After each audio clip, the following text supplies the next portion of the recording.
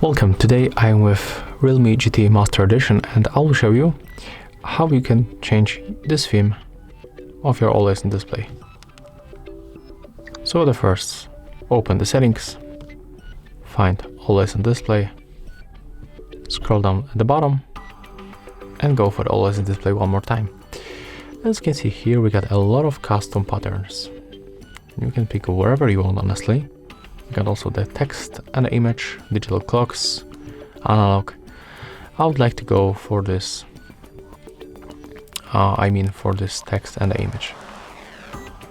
As you can see here, we can change a lot of things with this picture. We can also double click and then we can pick our own picture, like for example this one. Here we can resize, like we can put it like that. You can enter the text,